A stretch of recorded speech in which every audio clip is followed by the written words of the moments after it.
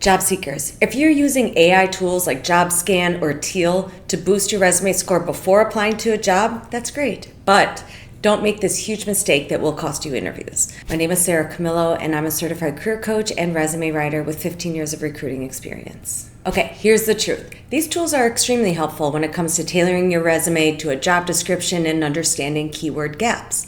But a key detail that many job seekers don't know is that the majority of job descriptions are outdated, vague, and/or inaccurate. So you may even be surprised to hear that some job descriptions haven't been touched or updated in years. So should you still use these tools? Yeah, but don't get obsessed with the score. So a score of 60 or a 60% match does not mean you're doomed, and a score of 90 or 90% does not mean you're a shoo-in. And just to clarify, the part of the tools that I'm referring to is the resume match. So you're able to upload your resume and upload a job description, and then these tools do an analysis to see how well your resume is aligned with this job description. If the job description is outdated, your score doesn't matter. So listen up. So again, I still recommend these tools, and I will explain how you should use them to your benefit. But first, let me share why so many job descriptions aren't accurate or updated. Updating them takes a very long time. Legal, compliance, brand, communications, hiring leaders, they all have to review and approve these job descriptions. So then say it's approved by legal, the brand team makes a small revision, it has to then start over with legal. So again, this initiative is, while it's extremely important, it's very long, so it often gets put on the back burner. Now, I'm sharing that because it's important to know what recruiters do behind the scenes.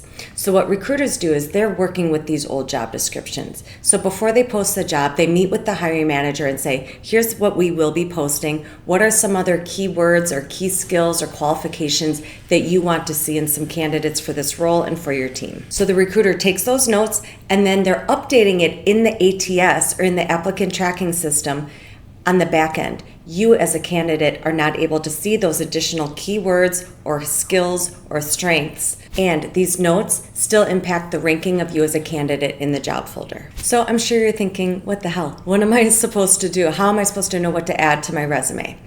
And that's exactly the issue. You don't know what they're including on the back end, which is why I'm making this video, and I'm going to share the best way to use these tools so that you can still land as high as possible in the job folder and give you the best chance of your resume and application being viewed by a recruiter's eyes. So here's the solution.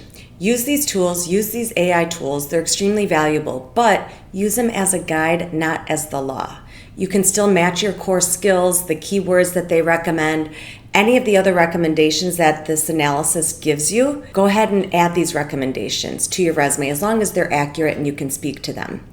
But what I highly recommend is don't take anything out of your resume. You want to keep all of those achievements that show your impact, show the results, show your strengths. So when in doubt on what to include in your resume, ask yourself these questions. What impact did I make in this job? What problems did I solve in this job? What was the scope of my job? What are my unique strengths that need to be included in my resume? And how can I position myself to succeed in a role like this? The answers to these questions are what speaks to recruiters and what hiring managers are looking for. This is what they care about. They don't care whether you hit a score of 85 on an algorithm. So again, use these tools, just don't lose sight of the big picture. Okay, that is it. I wanted to make it short and sweet. If you have any questions about this topic, please comment below. If this video was helpful and you liked the video, please like the video, and I'll see you in the next one.